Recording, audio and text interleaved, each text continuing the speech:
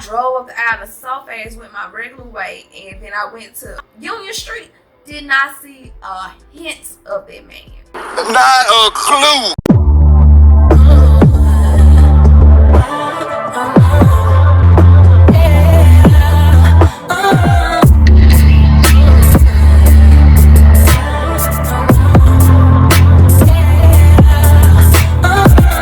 Hey y'all, it's Dre, aka Dre Lachey, and I'm back with another video.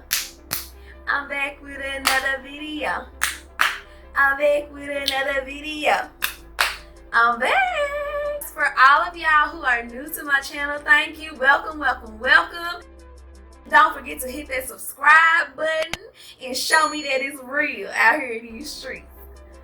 For my long-time subscribers, thank you so much for staying subscribed. Y'all the MVPs, the VIPs. And me love you long time. This is part 2 to Entertaining Angels on Earth. If you haven't already looked at the first experience, I'm going to link that video right here. So go ahead and click on it so you can get the nitty-gritty on my first angel experience. And then come back to this video and enjoy part 2. So you guys, at one point in my life, I worked security. I worked security for 2 to 3 years, I want to say, from 2013. It was 2 years. I did this as a means of getting money for my transportation and getting money for school, since I had dropped out for 2 years and I was just coming back to college, y'all. I definitely needed the job, and the job treated me so well. Shout out to third shift, 2015 third shift at Cargill on President Island. Whoop, whoop, whoop, whoop. Some long-time friends I have from this shift that I still communicate with to this day.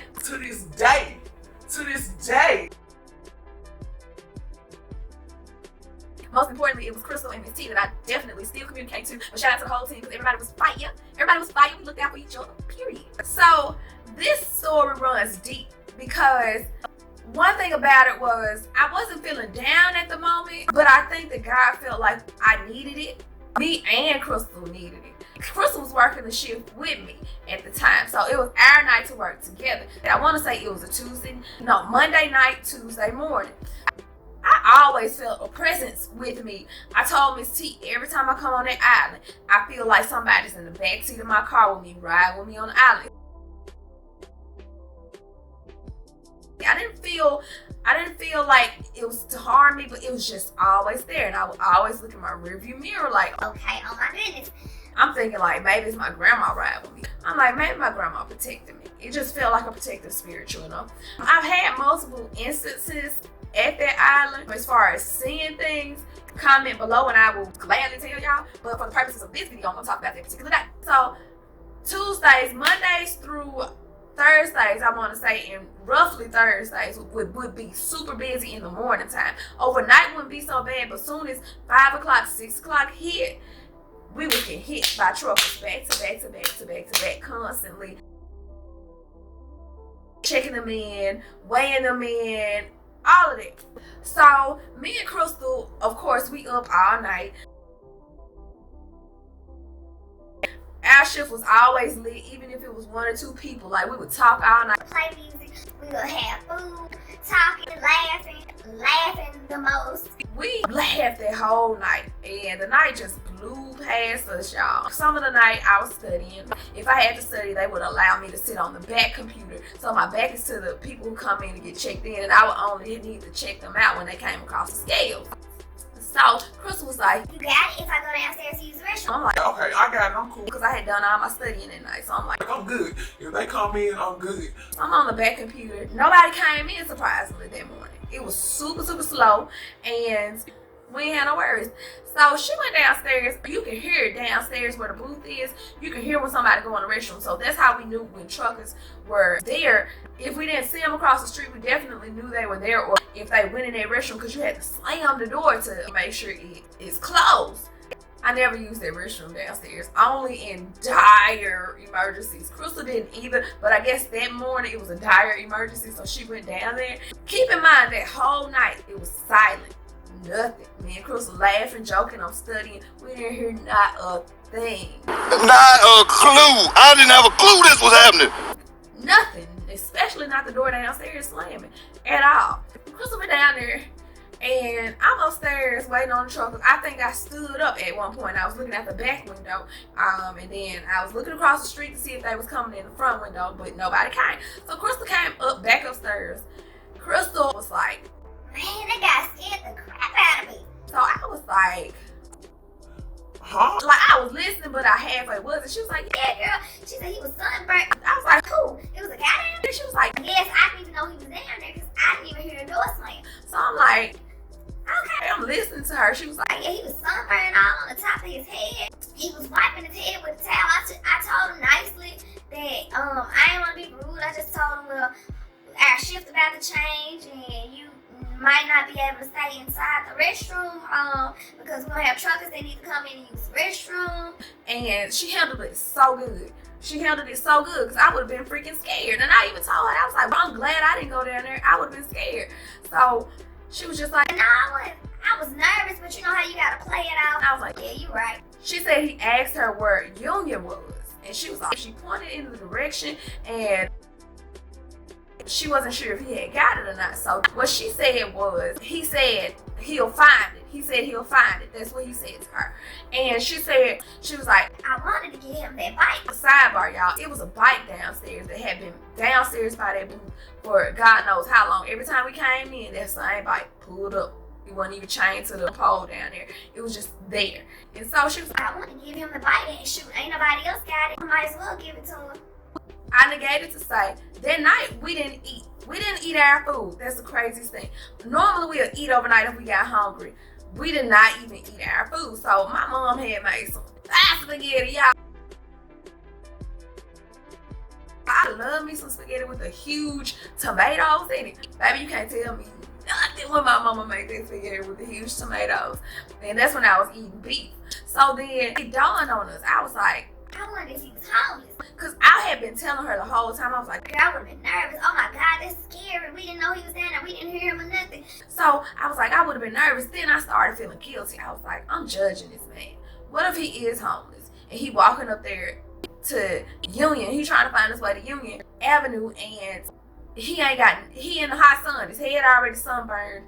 I have wondered if he hungry or thirsty or got any water. And so I told Chris, I said, I really want that spaghetti, but maybe I wonder if he hungry. See, now I feel bad, and I want to give my spaghetti to him. she was like, Shoot, I want to give him my food too. That sounds like an idea. so I was like, forget it. I struggled with the thought in my head, and then I said, forget it. Just warm up the food. I warmed up my food. Crystal had water, and I think she had food too. I can't remember. So she was like, Do you mind if I leave real quick, even if truckers coming in? Do you mind if I leave to go up to the island to catch him real quick in my car? he just left not even 2-3 minutes ago, and that island so long for somebody to walk. You ain't gonna make it up that island before we got off from work, and it was what 7:50, 7:47 or something. You ain't gonna make it up the island by the time we get ready to clock out at 8 o'clock. So Crystal left out. I warmed the food up. Crystal left out, hopped in her car immediately. I see her zooming up the island.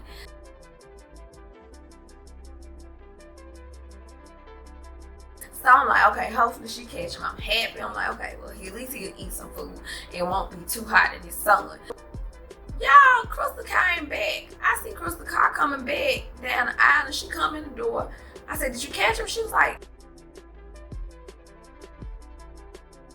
Girl, no, I ain't catch him. He gone. They might gone. so I'm like, How you get up the island fast? He dash out ain't. she said, Girl, I ain't see him. I know he ain't jumping in water. I know he ain't jumping in water. I was like, I know he ain't jumping in water neither, but I know he ain't making up that island that fast. so I said, well, I'll take it since I'm going to Union. That's when I went to Southwest at the time. And I was like, since I'm going to Union anyway, I'll just keep the food in my car. And if I run across him, see him, I'm going to give him the food. I'm just going to give him the food. So, y'all, time came for us to clock out.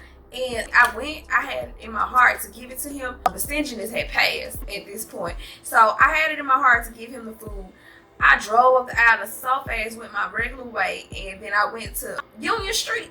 Did not see a hint of that man. Not a clue. not a piece, not even on the streets that I drove on coming up to Union. Even if I split off on a street, and it's a street that goes straight ahead. I don't want to say the exact street, and it's like a bridge. I would have at least caught him going over the bridge if he went the opposite way.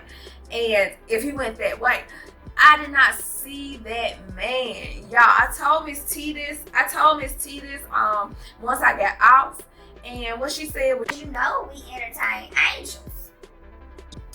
And she was like, it could have been God testing y'all heart to see if y'all was going to be stingy or give freely. And y'all, I believe to this day that he definitely was testing our hearts. Because honestly, I tell anybody, I ain't told many this story, but I would tell anybody, I didn't have it in my heart to give him that food. I really wanted that food, even though I wasn't wanting for nothing, and my mom was gonna have a whole bunch more when I came home. But literally, that split second thought of, oh my God, he probably homeless and he might be hungry, dropped all of the selfishness out of my heart, and I was like, just give him the food. Just give him the food. And y'all, that was that. I hope y'all enjoyed this story. If you've had any angel experiences where you've entertained an angel in your lifetime, comment down below. Comment down below. I would love to hear about it. If you like this video, subscribe, share it on your social media. Thank y'all for staying tuned. And just like I say all the time, me love you long time. I'll be back with another video. Love y'all. Bye.